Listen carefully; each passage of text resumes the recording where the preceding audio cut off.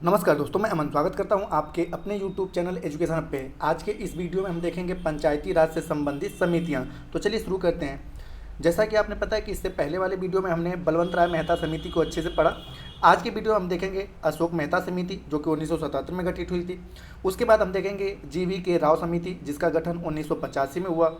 उसके बाद हम देखेंगे LM सिंधवी समिति जिसका गठन 1986 में हुआ। ये काफ़ी इंपॉर्टेंट है क्योंकि इसी समिति ने यह प्रस्ताव दिया था कि पंचायती राज को संवैधानिक दर्जा मिलना चाहिए। उसके बाद हम देखेंगे संवैधानिकरण को, किस प्रकार से इसका संवैधानिकरण हुआ और साथ ही साथ BP सिंह की सरकार में क्या इसकी स्थिति रही और किस प्रकार से नरसिम्हा राव जी के सरकार में इसे संवैधानिक दर्जा मिला। और उसके बाद अभी तक के जितने भी चीज़ों को हमने पढ़ रखा है उनके प्रश्नोत्तर के बारे में हम यहाँ पर देखेंगे। तो यहाँ पर चलिए शुरू करते हैं। सबसे पहले यहाँ पे अशोक मेहता समिति के बारे में। तो अशोक मेहता की अगर बात करें तो जैसा कि आपने पता है कि 1977 में पहली बार गैर कांग्रेसी सरकार बनी थी। अर्थात जब से भारत आज़ाद हुआ था 1952 से लेकर और 1977 तक, भारत आज़ाद का मतलब यहाँ पर मैं कह रहा हूँ कि जब पहली लोकसभा का चुनाव हुआ 1952 में, तो 1952 से लेकर 1977 तक पूरे भारत में कांग्रेस की सरकार थी। पहली बार 1977 में गैर कांग्रेसी सरकार बनी और पहले गैर कांग्रेसी प्रधानमंत्री बनते हैं मोरारजी देसाई। तो उन्होंने अपने शासनकाल में पंचायती राज व्यवस्था को सुधार करने के लिए एक समिति का गठन किया और जिसका नाम रखा गया अशोक मेहता समिति। तो जैसा कि आप मैंने बताया कि कांग्रेस की सरकार नहीं बनी थी गैर कांग्रेसी सरकार, और जिसमें जो मिली जुली सरकार थी उस पार्टी का नाम रखा गया था जनता पार्टी। जनता पार्टी की सरकार ने दिसंबर 1977 में पंचायती राज संस्थाओं के संबंध में अशोक मेहता की अध्यक्षता में एक समिति का गठन किया और इस समिति ने अपना रिपोर्ट जो प्रस्तुत किया था अगस्त 1978 में प्रस्तुत किया। अपनी रिपोर्ट में इन्होंने पंचायती राज का जो पतन हो रहा था उसके फिर से उद्धार करने के लिए कुल 132 सिफारिशें की थी। हालांकि आपने पता है कि हमारे यहाँ लोकसभा का कार्यकाल होता है 5 वर्षों का, लेकिन यह मिली जुली सरकार थी और यह सरकार 1980 में ही गिर जाती है, जिसके कारण यह समिति भी जो अस्तित्व में आता यह अस्तित्व विहीन हो जाती है। तो इन्होंने क्या क्या सिफारिशें की थी इनके बारे में हम यहाँ पे देखेंगे। और जैसा कि मैंने बताया कि यह समिति का अस्तित्व इसलिए समाप्त हो गया क्योंकि 1980 में जनता पार्टी की सरकार गिर जाती है। अब आगे की ओर यहाँ पे बढ़ते हैं। तो जैसा कि आपने बताया कि पिछले वीडियो में हमने बताया था कि बलवंत राय मेहता समिति जो कि पंचायती राज से संबंधित भारत की पहली समिति थी, उन्होंने पंचायती राज का त्रिस्तरीय गठन की बात किया था और उन 3 स्तरों में उन्होंने कहा था कि ग्राम स्तर पर क्या होना चाहिए, ग्राम पंचायत, ब्लॉक या प्रखंड स्तर पे क्या होना चाहिए, पंचायत समिति, और जिला स्तर पे क्या होना चाहिए, जिला परिषद। हालांकि अशोक मेहता समिति ने इसका खंडन किया और उन्होंने 2 स्तरीय प्रणाली को अपने सुझाव में दिया कि उन्होंने कहा कि त्रिस्तरीय की जगह पे पंचायती राज की जो प्रणाली है द्विस्तरीय होनी चाहिए, जिला स्तर पर जिला परिषद और मंडल स्तर पर मंडल पंचायत। अब यहाँ पे कहा था कि मंडल पंचायत जिसमें 15,000 से 20,000 की आबादी वालों के गाँवों को शामिल किया जाएगा मंडल पंचायत में। तो यह इनका पहला सिफारिश था। अन्य अगर सिफारिशों की अगर बात की जाए तो आगे आपका आता है कि राज्य स्तर से नीचे जिले को बेहतर पर्यवेक्षण के तहत विकेंद्रीकरण का प्रथम बिंदु माना जाना चाहिए। तो इस प्रकार का विकेंद्रीकरण के बारे में हमने आपको पहले ही बताया था कि लोकतांत्रिक मतलब विकेंद्रीकरण की निचले स्तर पर भी लोगों को अपने नेता के चुनने का अधिकार होना चाहिए। तो यहाँ पे मैंने बलवंत राय मेहता में बताया था कि विकेंद्रीकरण कि यहाँ पे तो उन्होंने भी उसी सिफारिश को कहा कि राज्य स्तर से नीचे जिले को बेहतर पर्यवेक्षण के तहत विकेंद्रीकरण को इन्होंने अपना पहला बिंदु माना था। और आगे कहा था कि जिला परिषद को कार्यकारी निकाय होना चाहिए तथा जिला स्तर के नियोजन के लिए जिले को ही जवाबदेह माना जाएगा। अर्थात आप किसी जिले में रह रहे हैं तो जो जिला परिषद का कार्यकारी होगा, अगर किसी भी प्रकार की चीज़ें होती हैं, सही होता है तो भी जिला स्तर के लिए लोगों की हम शाबाशी देंगे, और किसी प्रकार का नियोजन सही प्रकार से नहीं हो रहा है तो उसके लिए भी जवाबदेह कौन होगा, जिला परिषद के कार्यकारी लोग ही जवाबदेह होंगे। तो इस प्रकार से इन्होंने कहा था कि जिला परिषद को कार्यकारी निकाय होना चाहिए तथा जिला स्तर के नियोजन के लिए जिले को ही जवाबदेह बनाया जाना चाहिए। साथ ही साथ इन्होंने कहा था कि पंचायती चुनाव में राजनीतिक दलों की आधिकारिक भागीदारी होनी चाहिए। हालांकि वर्तमान समय में इस प्रकार की चीज़ें नहीं है, ठीक है। तो इन्होंने कहा था, जैसे आपने पता है कि वर्तमान समय में जो केंद्रीय पार्टियां हैं या अन्य जो छोटी राज्य की पार्टियां हैं, तो हालांकि पंचायती चुनाव में इस प्रकार का वर्तमान समय में चीज़ें नहीं है कि आप किसी पार्टी से सरपंच बनोगे। लेकिन इन्होंने कहा था कि अगर पंचायती चुनाव में राजनीतिक भागीदारी होगी तो उच्च स्तर पर भी किसी पार्टी का, जैसे कि अगर सपोज है कि एक्स नाम की पार्टी केंद्र में है और वही पार्टी का सदस्य ठीक है गांव में जिला का प्रमुख है, तो इसको अच्छा खासा यहाँ पे क्या होगा, सपोर्ट मिलेगा। तो इस प्रकार से इन्होंने ये कहा था कि पंचायती चुनाव में राजनीतिक दलों की आधिकारिक भागीदारी होना चाहिए, लेकिन आपको मैं स्पष्ट कर दूं कि वर्तमान समय में इस प्रकार की चीज़ें नहीं है।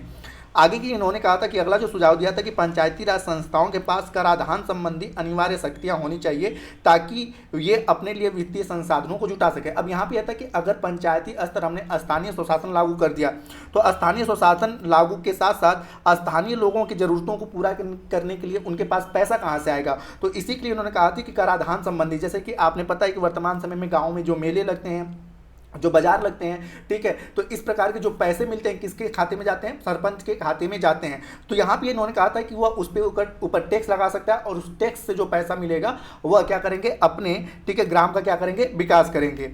आगे आपका आता है कि इन्होंने कहा था बेसिक तौर पे आगे कि जिला स्तर की एजेंसी और विधायक की समिति द्वारा पंचायती राज संस्थाओं के लेखा का लेखा परीक्षक नियमित रूप से सबके समक्ष की जानी चाहिए ताकि यह पता लगाया जा सके कि सामाजिक और आर्थिक रूप से कमजोर वर्ग के लिए आवंटित धनराशियों को इस वर्ग के लोगों के लिए ही खर्च किया गया है या नहीं। जैसे कि वर्तमान समय में आपने पता है कि लेखा परीक्षक बहुत अच्छे से पब्लिश नहीं होता। लेखा परीक्षा का मतलब ये होता है कि अगर 100 रुपये मुझे मिले तो 100 रुपये मिले तो मैं यह 100 रुपये कहाँ पर खर्च कर रहा हूँ यह क्या होगा, बेसिक तौर पर पूरा पब्लिश किया जाएगा कि गांव के लोगों को भी ये पता चले, अन्य लोगों को भी पता चले कि इस 100 रुपये का आपने खर्च कहां पे किया है, जिसके लिए मिला था या 100 रुपये वो आपने खर्च किया है कि नहीं। तो इसलिए इन्होंने कहा कि जिला स्तर की एजेंसियों और विधायकी की समितियों द्वारा पंचायती राज की संस्थाओं के लेखा का लेखा परीक्षक नियमित रूप से सबके समझ किया जाना चाहिए, किसी प्रकार की इसमें धांधली ना हो और किसी भी प्रकार से ठीक है जो वंचित वर्गों के लिए हम कार्य कर रहे हैं वह वंचित ही न रह जाए। आगे इन्होंने क्या कहा अपने रिपोर्ट में, तो इन्होंने कहा कि राज्य सरकार को पंचायती राज संस्थाओं का अधिक्रमण, अब यहाँ पे होता है कि अधिक्रमण क्या होता है, तो यहाँ पे मैंने लिखा है कि किसी व्यक्ति या संस्था को दबाव या हटा मतलब दबाव से उसे हटा देना। तो यहाँ पे कहा कि अगर किसी भी, जैसे सपोज दैट कि किसी गांव में ठीक है, किसी गांव में एक्स नामक पार्टी का मतलब एक्स नामक पार्टी का उम्मीदवार वहाँ पर क्या है, सरपंच है, और राज्य की कोई सरकार दबाव डाल के इसने इससे कह दिया कि तुम क्या करो कि तुम हट जाओ और हम तुम्हारी जगह पर किसी दूसरे व्यक्ति को, वाई नामक व्यक्ति को यहाँ पर रखेंगे और चुनाव नहीं होगा, तुम्हारी जगह पे क्या होगा, यह वाई नामक व्यक्ति होगा। तो इस प्रकार की गतिविधियां हो, तो इसके लिए उन्होंने कहा कि अगर किसी भी प्रकार का ठीक है राज्य सरकार या पंचायती राज संस्थाओं के द्वारा किसी भी प्रकार का एक्स नामक व्यक्ति के ऊपर अधिक्रमण किया जाएगा और यहाँ पर अगर उससे लोगों को पता चलता है तो अधिक्रमण किए जाने के 6 महीने के माह के अंदर, 6 महीने की अवधि के अंदर वहाँ पर क्या होगा, चुनाव होगा, क्योंकि किसी प्रकार से पंचायती राज का लोगों का दमन न हो। तो ये चीज कह रहा है कि राज्य सरकार को पंचायती राज संस्थाओं का अधिक्रमण नहीं करना चाहिए। यदि यह किया जाता है तो अधिक्रमण की तिथि से 6 माह के भीतर चुनाव कराने जाने चाहिए। तो आपने अच्छे समझा कि अधिक्रमण होता क्या है कि जब मतलब कि हम अपने किसी फेवरेट व्यक्ति को ठीक है सत्ता में लाने के लिए जो वर्तमान समय का व्यक्ति उसको क्या कर दिया जाए, हटा दिया। अगर इस प्रकार की चीजें होती हैं तो 6 महीने के भीतर क्या हो जाएगा, चुनाव करा लिए जाएंगे। आगे जो है आपका कि आगे कहता है कि न्याय पंचायतों को पंचायती निकायों से अलग रखना चाहिए। अब इसका सिंपल सा फैक्टर है कि आपने मतलब यहाँ पे मैं आर्टिकल लेके समझा रहा हूँ लेकिन इसका व्याख्या मतलब आर्टिकल से नहीं, जैसे आपने अनुच्छेद 50 पढ़ा होगा। अनुच्छेद 50 क्या कहता है कि न्यायपालिका, कार्यपालिका और विधायिका तीनों क्या होंगे, अलग, क्योंकि जब तीनों अलग अलग होंगे तब वो अपने कार्य अच्छे से कर सकते हैं और किसी भी प्रकार के ठीक है दबाव में और किसी कार्य को नहीं कर सकते हैं। ठीक है, तो यहाँ पे वही चीज़ है कि न्याय पंचायत और पंचायत निकाय जो है वह दोनों क्या करेंगे, अलग अलग कार्य करेंगे ताकि कि मतलब कि न्याय पंचायतों की अध्यक्षता योग्य न्यायाधीश को करने, और यहाँ पे कहा गया था कि जो न्याय पंचायत होगा वह न्याय पंचायतों की अध्यक्षता योग्य न्यायाधीश को ही करनी चाहिए। दोनों फैक्टर याद रखिएगा कि यहाँ पर भी इन्होंने कहा था कि जिस प्रकार से सेंट्रल में कार्यपालिका और विधायिका को अलग किया गया और न्यायपालिका को, उसी प्रकार से इन्होंने कहा कि यहाँ की जो न्यायपालिका है, न्याय पंचायत मतलब समझने के लिए न्यायपालिका समझ सकते हैं, तो न्यायपालिका और यहाँ की जो आपका कार्यपालिका और विधायिका है ये दोनों क्या होंगे, अलग होने चाहिए तथा इन न्याय पंचायतों की अध्यक्षता योग्य न्यायाधीश से ही करनी चाहिए। कि मतलब एक ऐसा व्यक्ति ठीक है जो उसका मतलब कि उसको सामान्य रूप से विधि का ज्ञान हो और किसी प्रकार से किसी भी मतलब कि किसी भी पूर्वाग्रह से ग्रसित न हो, किसी के दबाव में आकर किसी प्रकार से निर्णय न ले, इन सारी चीज़ों का बेसिक तौर पे ध्यान रख के ही उस प्रकार के व्यक्ति को न्यायाधीश मतलब कि न्याय देना चाहिए। अगला है कि राज्य के मुख्य चुनाव अधिकारी को मुख्य चुनाव आयुक्त की सलाह से पंचायती राज चुनावों का आयोजन कराना चाहिए। तो इसको तो आप स्पष्ट समझ सकते हैं कि हर मतलब कि भारत में क्या होता है, एक मुख्य चुनाव आयुक्त होता है और राज्य का भी मुख्य चुनाव आयुक्त होता है। तो यहाँ पे कहा है कि पहले राज्य का मुख्य चुनाव आयुक्त क्या करेगा कि मुख्य चुनाव आयुक्त जो देश का मुख्य चुनाव आयुक्त है उससे परामर्श लेगा और उसके बाद उससे परामर्श लेने के बाद पंचायती राज चुनाव का क्या करेगा, आयोजन करेगा। आगे आपका कि विकास से जुड़े कार्य जिला परिषदों को सौंप दिए जाने चाहिए और इन कार्यों से संबंधित कर्मचारी जिला परिषद के नियंत्रण और पर्यवेक्षक के रूप में ही अपना कार्य करेंगे। तो यहाँ पे वही चीज़ है कि जिला परिषद, मैंने कहा कि जितने भी विकास से जुड़े कार्य होंगे वो क्या होंगे, जिला परिषद को सौंप दिए जाएंगे और इन कार्यों से संबंधित कर्मचारियों को जिला परिषद के नियंत्रण और पर्यवेक्षण में कार्य करना होगा। आगे अपनी सिफारिश में बताते हैं कि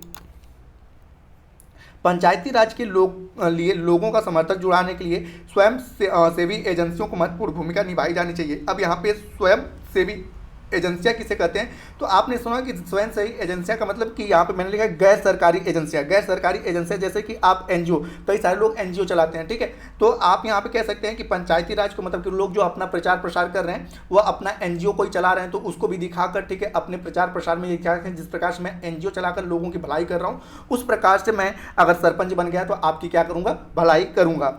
आगे है कि राज्य की मंत्रिपरिषद में पंचायती राज संस्थाओं को कार्य की देखरेख के लिए पंचायती राज मंत्री का भी नियुक्त होना चाहिए, जैसे कि वर्तमान समय में पंचायती राज मंत्री होते हैं। आगे की अनुसूचित जाति और अनुसूचित जनजाति के लिए उनकी जनसंख्या के आधार पर सीटें आरक्षित होनी चाहिए। तो इस प्रकार जैसा कि मैंने बताया कि हालांकि यह सरकार जो होते 1977 में इनकी सरकार बनी थी और 1980 में सरकार गिर गई, जिसके कारण यह अस्तित्व में नहीं आ सका और अशोक मेहता समिति यहीं पर क्या होता है, समाप्त हो जाता है। अब आगे की ओर बढ़ते हैं हम लोग। तो आगे आपका जीवीके राव समिति, तो जीवीके राव समिति की अगर बात करें तो इस समिति को 1985 में ग्रामीण विकास और निर्धनता उन्मूलन कार्यक्रम के प्रशासनिक प्रबंध के लिए गठित किया गया था। तो आपसे ये सामान्य रूप से पूछा जा सकता है कि जीवीके राव समिति का गठन कब किया गया था, तो वर्ष 1985 में।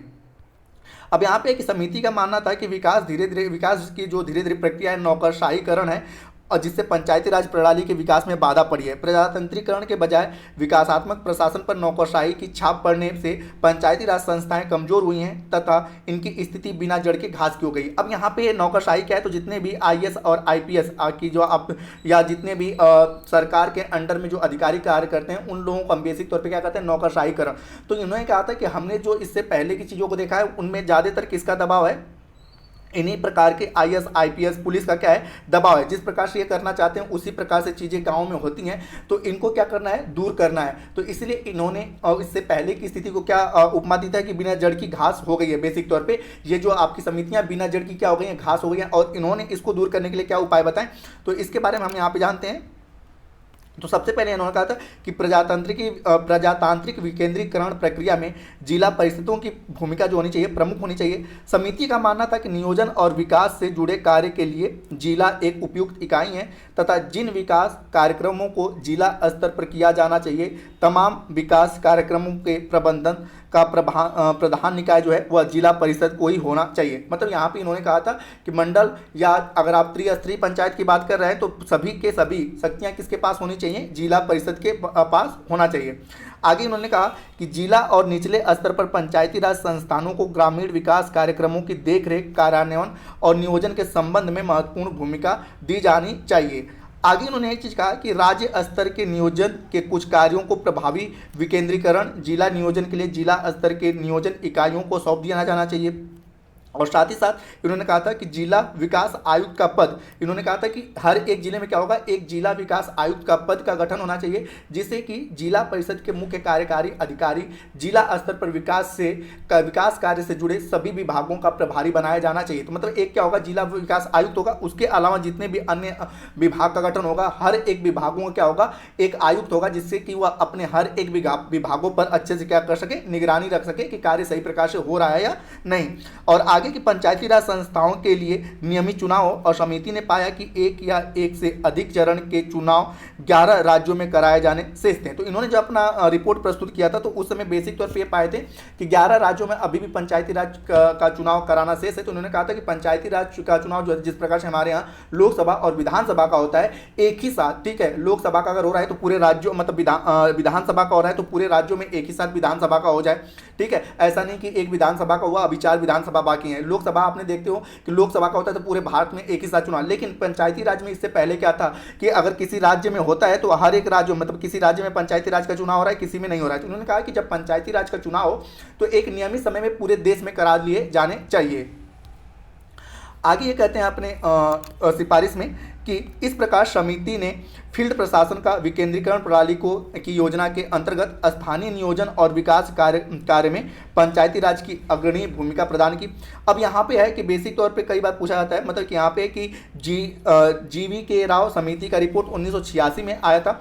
और अब यहाँ पे मतलब कि आपने पता है कि पंचायती राज में मैंने बेसिक तौर पर बताया कि बलवंत राय मेहता को क्या कहा जाता है कि भारत के पंचायती राज व्यवस्था का शिल्पी कहा जाता है।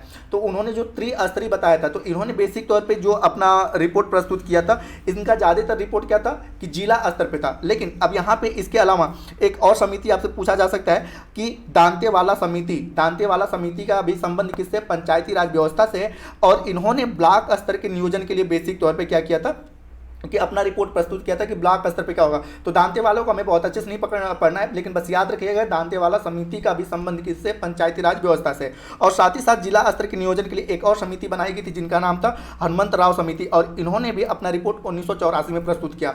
तो आप दांतेवाला और हनुमंत राव समिति को भी याद कर लीजिए कि इन दोनों का भी संबंध किनसे है, पंचायती राज व्यवस्था से ही है। अब आगे की ओर बढ़ते हैं। यहाँ पे तो दोनों समितियों ने सुझाव दिया कि मूलभूत विकेंद्रीकरण नियोजन का कार्य जिला स्तर पर किया जाना चाहिए।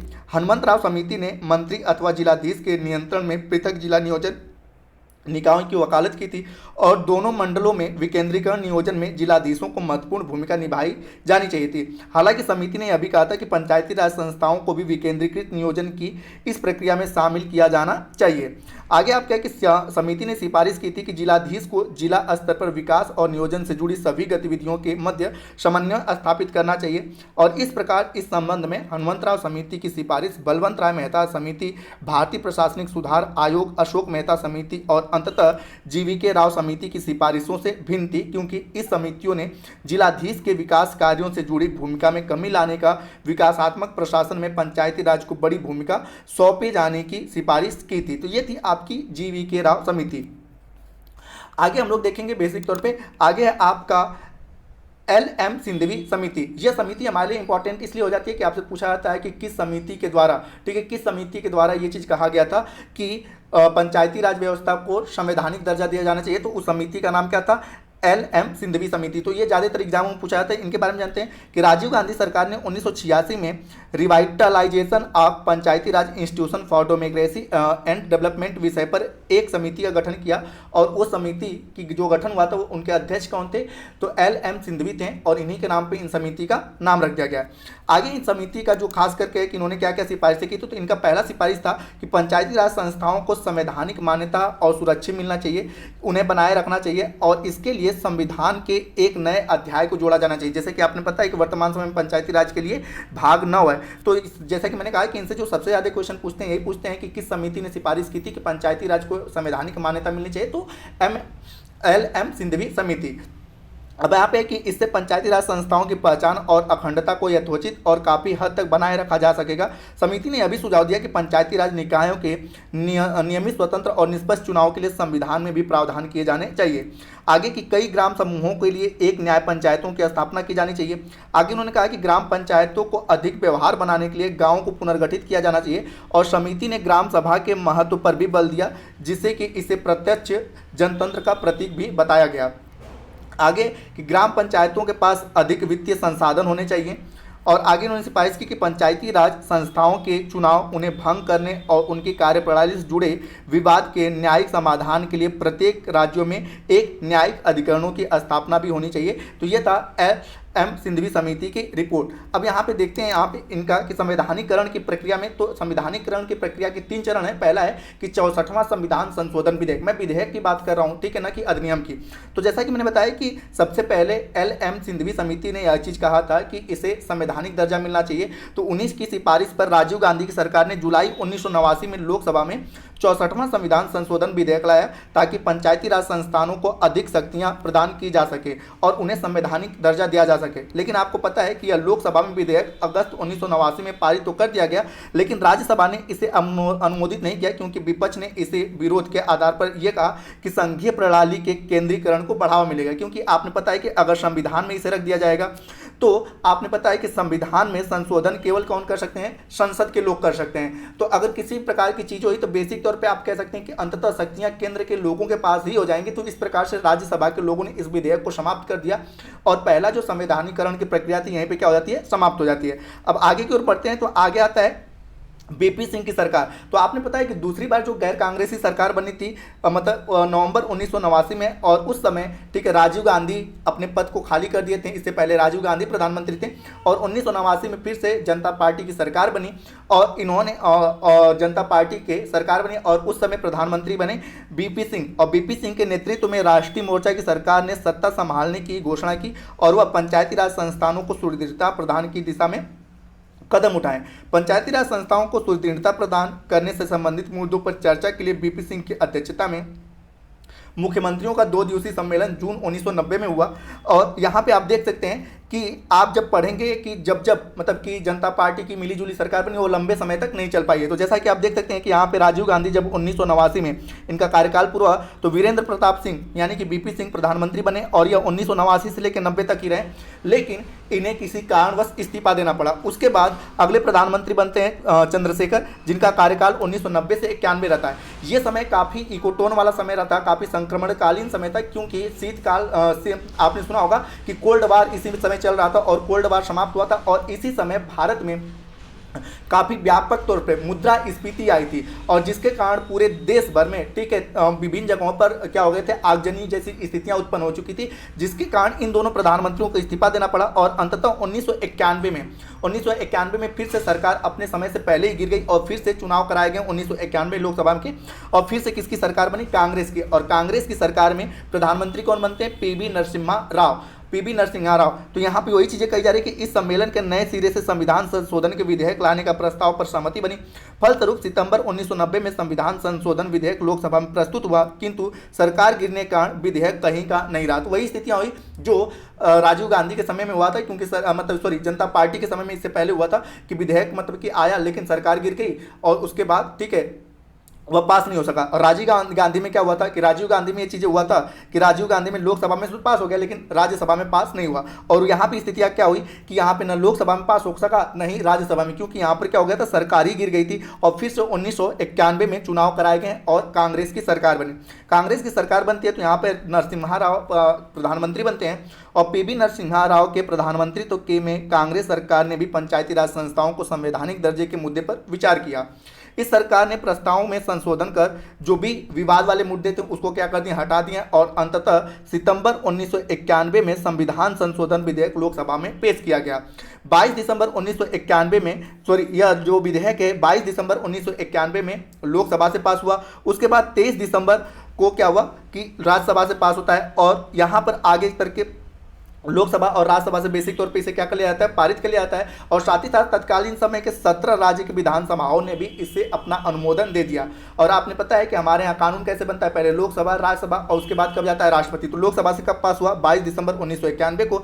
राज्यसभा को कब पास हुआ, 23 दिसंबर 1992 को। और उसके बाद 20 अप्रैल 1993 में राष्ट्रपति ने भी इस पर अपनी सहमति दे दी। और इस प्रकार से 73वां संविधान अपना क्या करता है, रूप ले लेता है। और इस प्रकार से पंचायती राज व्यवस्था को भारतीय संविधान में शामिल कर लिया जाता है। 73वां संविधान संशोधन के तहत 11वीं अनुसूची जोड़ी जाती है और साथ ही साथ भाग 9 को जोड़ा जाता है। और इसे पूरे भारत में 24 अप्रैल 1993 को लागू कर दिया जाता है। और इसीलिए प्रत्येक वर्ष हम लोग 24 अप्रैल को पंचायती राज दिवस के रूप में मनाते हैं। अब यहाँ पे पूरी समितियां रह गई और हो गई और इसका संवैधानिकरण विवरण हो गया। अब इससे संबंधित हम लोग प्रश्न को देखते हैं। तो यहाँ पे चीज़ें हैं कि संविधान में पंचायतों के गठन का प्रावधान किस अनुच्छेद में किया गया है। तो जैसा कि मैं पिछले क्लास में बता चुका हूँ कि अनुच्छेद 40 में। तो यहाँ पे सही उत्तर क्या होगा आपका 3, अनुच्छेद 40। अगला क्वेश्चन है कि पंचायती राज अधिनियम को कब पारित किया गया था। तो आपने पता है कि पंचायती राज अधिनियम को 2 सितंबर 1959 को पारित किया गया था और उसके बाद 2 अक्टूबर 1959 को क्या किया गया, राजस्थान के नागौर में लागू किया गया। तो पारित करना और लागू करने में अंतर है, क्योंकि मैंने आपको बता दिया है कि यहाँ पर जैसे कि आप इस चीज़ को देख सकते हैं कि यहाँ पे कि राष्ट्रपति मतलब कि राज्यसभा से क्या कर दिया गया, पारित कर दिया गया, लेकिन लागू कब किया गया, 24 अप्रैल 1993 को। तो दोनों में अंतर है ना कि अगर आपसे पूछा जाए कि पंचायती राज जो विधेयक था उसे पारित कब किया गया, तो 23 दिसंबर 1992 को, लेकिन लागू कब किया गया, तो यहां पर है बेसिक तौर पे कि लागू 24 अप्रैल 1993 को किया गया। तो उसी प्रकार से यहां पर है कि पंचायती राज अधिनियम को कब पारित किया गया, तो 2 सितंबर 1959 को। इस प्रकार से सही आंसर आपका होता है चौथा। अगला क्वेश्चन है आपका कि भारत में स्थानीय स्वशासन का जनक किसे कहा जाता है। तो मैंने आपको बताया था पिछले क्लास में कि लॉर्ड रिपन को स्थानीय स्वशासन का जनक कहा जाता है।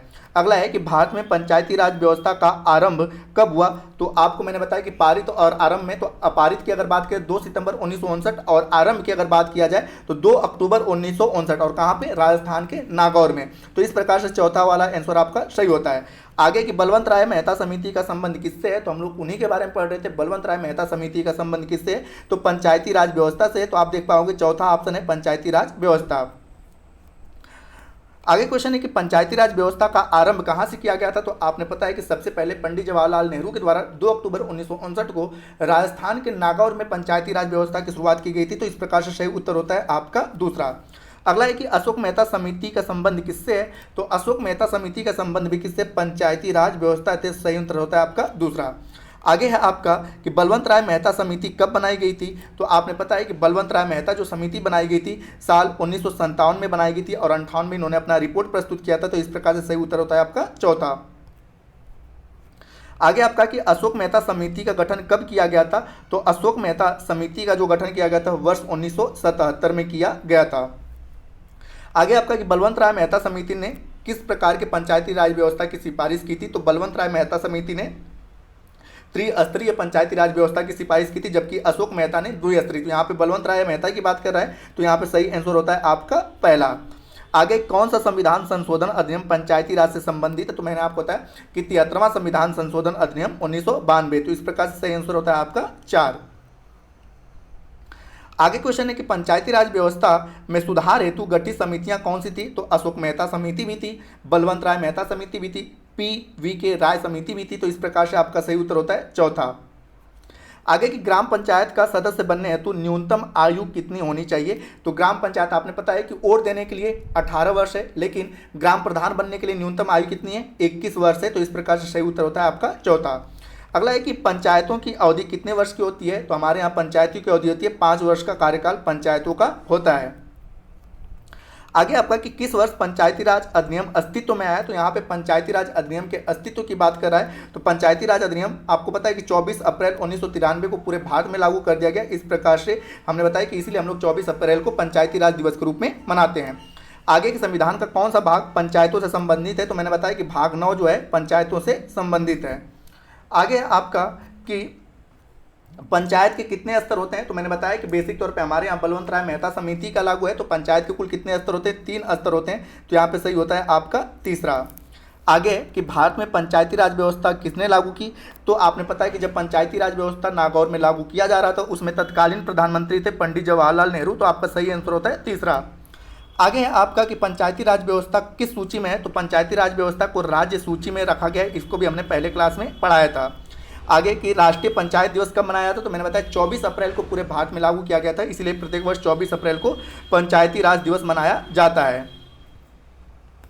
और अंतिम क्वेश्चन है कि पंचायती राज लागू करने वाला दूसरा राज्य कौन था। तो मैंने बताया था कि पंचायती राज सबसे पहले राजस्थान के नागौर में और उसके बाद आंध्र प्रदेश के महबूबनगर के सादनगर में लागू किया गया था। तो इस प्रकार से दूसरा राज्य कौन सा हो जाता है आपका आंध्र प्रदेश। तो दोस्तों ये था पंचायती राज व्यवस्था से संबंधित समितियां और उनसे किस प्रकार के क्वेश्चन पूछे गए उनके बारे में रहा। आगे की कक्षा में हम देखेंगे 73वां संविधान संशोधन अधिनियम 1992 और साथ ही साथ इसको पूरे डिटेल में अच्छे से जानेंगे और साथ ही साथ उसके प्रश्नों प्रश्नोत्तरों को भी देखेंगे। तो अगर वीडियो पसंद आए तो वीडियो को लाइक करें, कमेंट करें तथा अपने दोस्तों के साथ शेयर करें, और चैनल पर नए हैं तो चैनल को सब्सक्राइब अवश्य कर लें। तथा इस पीडीएफ को प्राप्त करने के लिए आप हमारे टेलीग्राम से जुड़ सकते हैं, जिसका लिंक वीडियो के डिस्क्रिप्शन में दिया हुआ है, और पिछले वीडियो का भी लिंक डिस्क्रिप्शन में दिया जा चुका है। वीडियो के अंत तक बने रहने के लिए धन्यवाद।